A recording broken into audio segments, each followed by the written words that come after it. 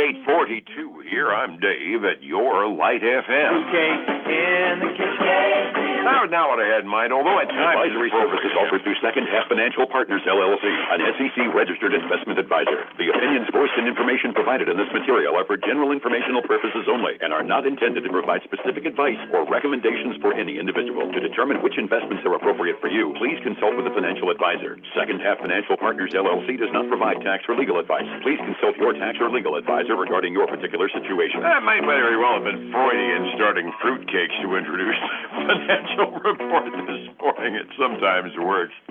Interesting day yesterday on Wall Street. Let's check in with Philip Statler from Statler Financial Services in downtown Sebring and see what his take is on it. Philip, good morning. How are you? Hey, good morning, Dave. Yeah, yesterday a little bit of a mixed bag. We talked about, yesterday morning about, both the healthcare industry, insurance industry like United Healthcare, Humana, those guys, of which I think at least one of them's in the Dow, and then you got Boeing in the Dow. So the Dow really kind of took it on the chin yesterday. Oh, gosh, did it. I was telling you before we went on the air, I've got a friend that watches the Dow and says, that's my measure of the stock market. And yesterday was kind of a poster child for why it's really a rotten measure of how the stock market's doing. Dow ended up falling 409 points yesterday. It was a rotten day. As you said, it was Boeing and United Healthcare and maybe a couple of other insurance concerns that fall up on it. It was a rotten day based upon individual stocks. The other side of the fence, though, Standard & Poor's 500 closed at a new all-time record. We're at 69.79 this morning. It was up 28 points yesterday, and we're basically one good day away from the 7,000 mark on the Standard & Poor's. NASDAQ was up about 0.9%, up 215 points, and let's see here, the Russell 2000 was up 0.25% as well. So on balance, you got to call it a good day in the equities market, don't you? You do, and that's why, you shouldn't really use the Dow as a measuring stick. It's 30 stocks, and they're all pretty much large cap stocks, where at least the S&P 500, you got 500 stocks. The Russell 2000, you got 2,000 stocks. The Russell 2000 really does give you a more breadth to determine what's happening in the marketplace.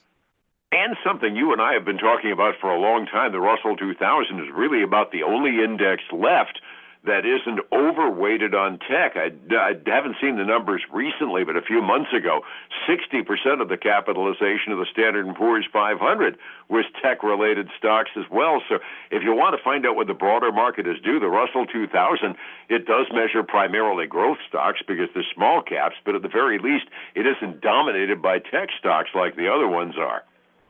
That's right. So it does give you a little bit more rounded picture of what's going on.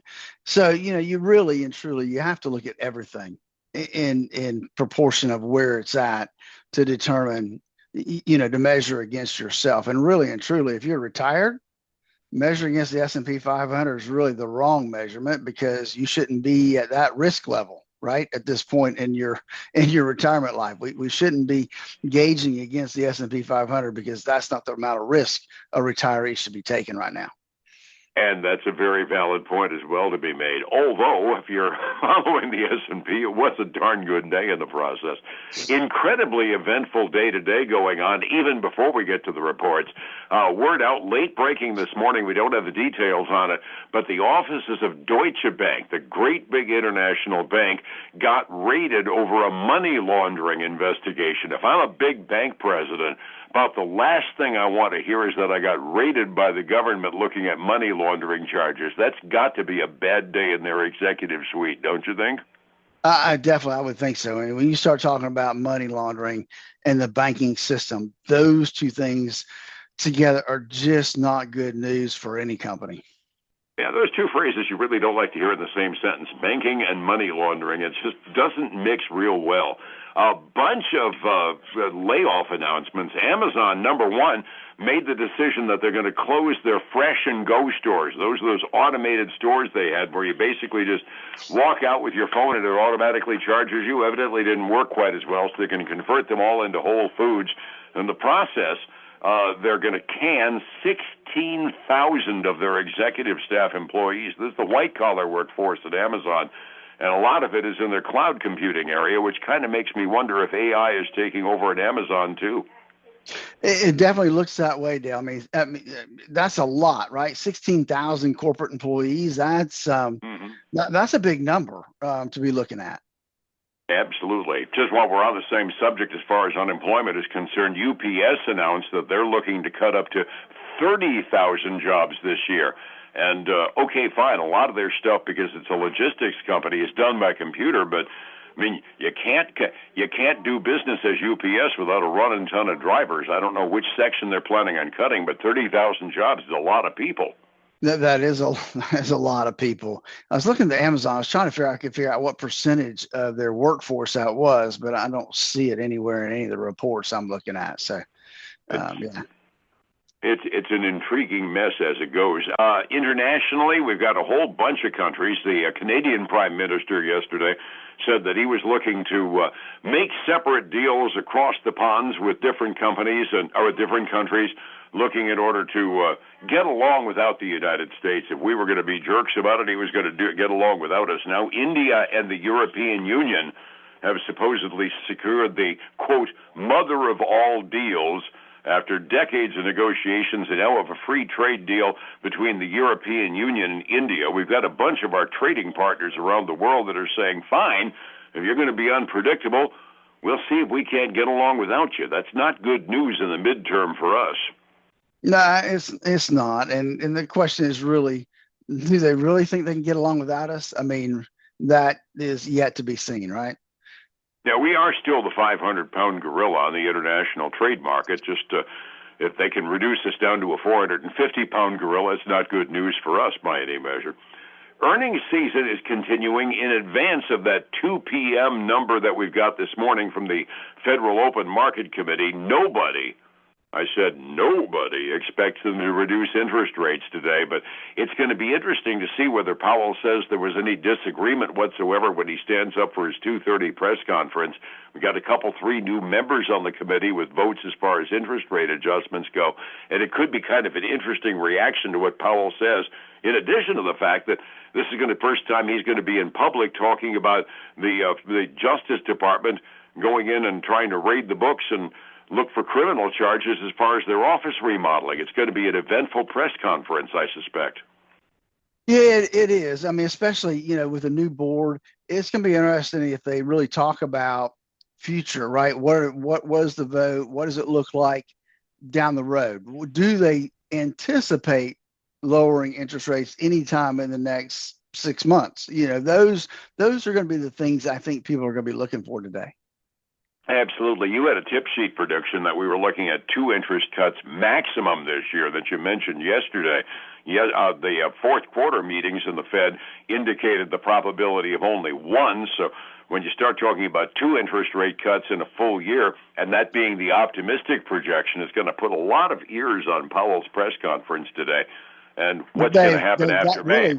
Hey, Dave, that really wasn't for the year. That was until they stopped totally reducing interest rates. So it may be 1 this year and 1 next year, but they anticipate 2, and that's it. We're done for foreseeable future. Which, as we said, was pretty close to the normal interest rate run as it goes. Yeah. And as we've been saying, all of the cards get thrown up on the table anyway, starting in May when President Trump replaces Powell as the Federal Reserve Chair, because he only has 1 vote, but he's got a big mouth in those meetings. No, that's true. That's true. We've always said Wall Street doesn't like one thing, and that's uncertainty, and Lord knows we got a boatload of it. A lot of reports going on. One of my tip sheets said this is the busiest S&P 500 reporting week of earnings season. Household names talking about Starbucks. I think I heard a tip that they might be finally turning things around a bit, huh?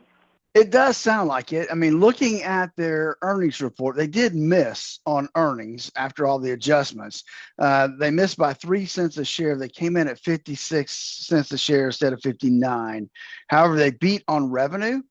This is the second quarter back-to-back that they've seen an increase in store traffic and actually same-store sales up 4%. So globally, so that was some good news.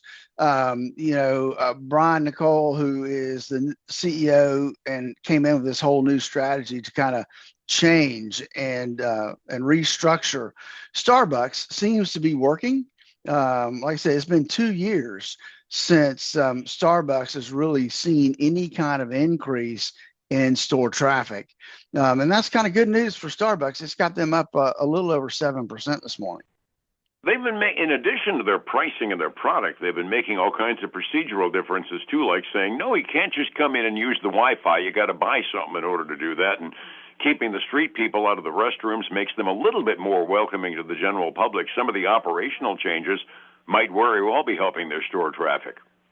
Well, yeah, I mean, those type of things really help. And obviously, the more customer friendly they are for their customers, the better off they're going to be. Absolutely. And the emphasis on the word customers counts for a lot because it kind of became a quickie place to sign on with your laptop and answer an email or two. Oh, I got to buy something? Well, I'll find someplace else. It's interesting. Yeah, what else have we got on the earnings front? So the other one I have is Texas Instruments, the chip maker. They had a better than expected guidance for this next quarter, for their first quarter, and that's helping them this morning as they get going. They did miss their fourth quarter estimates, both on earnings and revenue, but that indication of better than expected for the first quarter has them up 6.5% this morning. I did hear that their end-of-year prediction got upgraded by a couple of the analysts as well, so it's generally good news for TI. Yeah, it is. Now, an old name, used to hear it a lot, Seagate Technology, remember the hard drive maker? Oh, yeah. So they came out and they beat on earnings. And so they've had they said that their stock prices really soared like 30% this last month.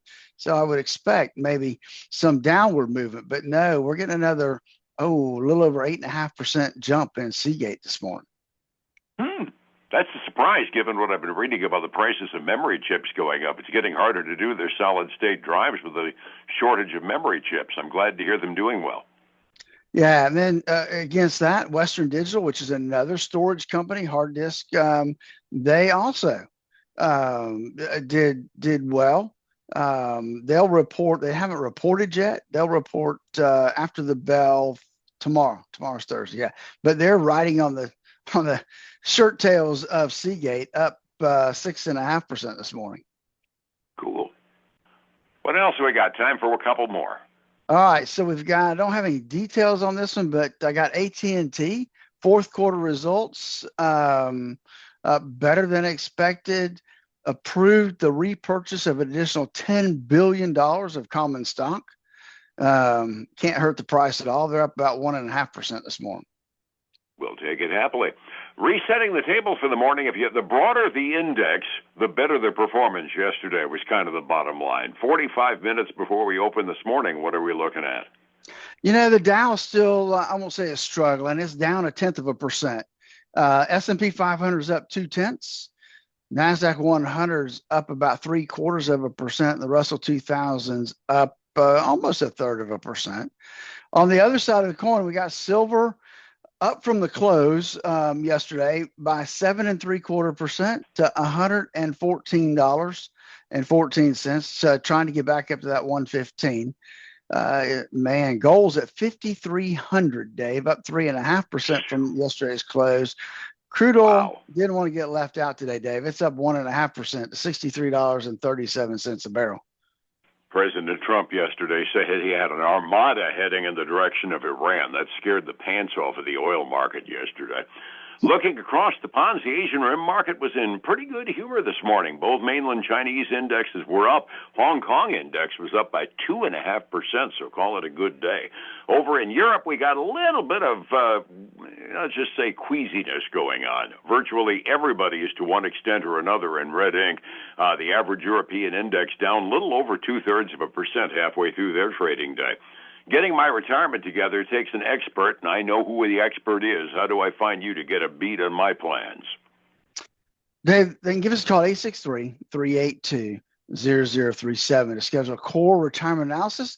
That's 30 minutes on the phone, making sure that you're going the right direction for that retirement you always dreamed of.